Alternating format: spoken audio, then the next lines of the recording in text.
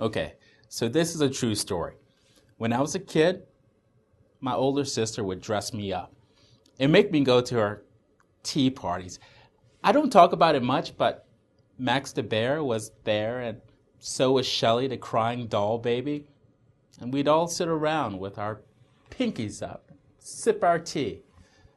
Of course, when I got older, I made her join me on a baseball field, which was really just our backyard, and pitch me the ball. It was our playtime. And now, as a dad, I see how important playing is. It helps my daughter understand the world and figure out things that are going on around her. And it's my job to encourage these experiences. You see, when she plays, she's in control of her world. Banging the pots and pans means loud noises that she's making. Or dumping water in the sandbox means new interesting creations by her.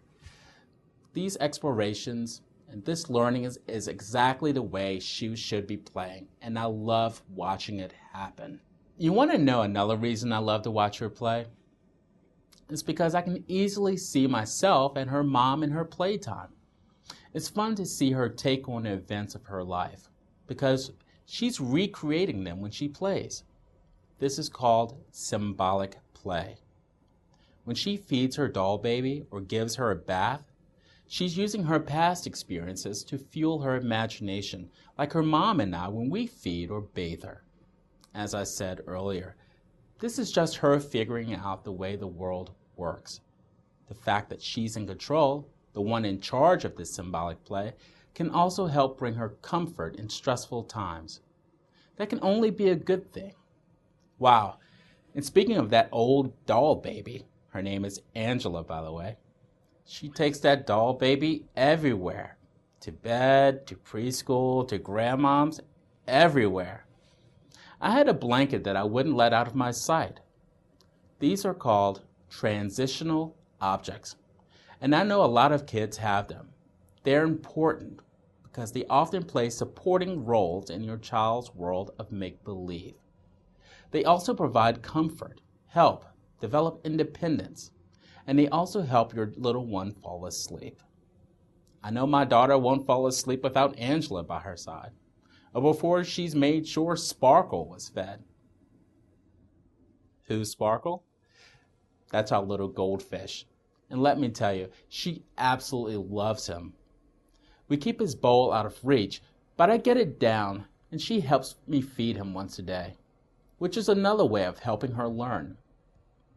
When we took my daughter to see her doctor, he asked us about the types of toys she plays with and then offered us some advice.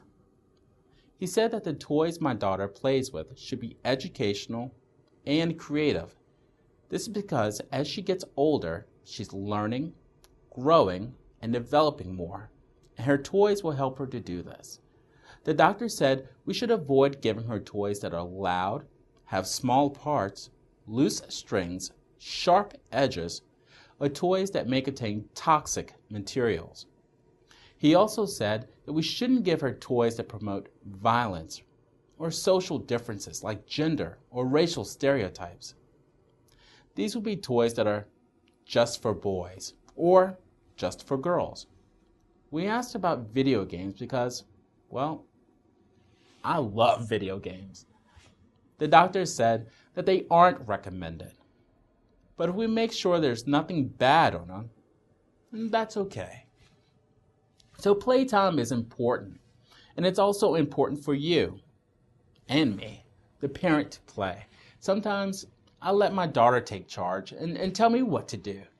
After all, it's her playtime. When I play with her, I get a good idea of how she's growing and developing. I can see what she's learning and how she's seeing the world around her. It's really a lot of fun, even if it means going to tea parties again. Pinky up.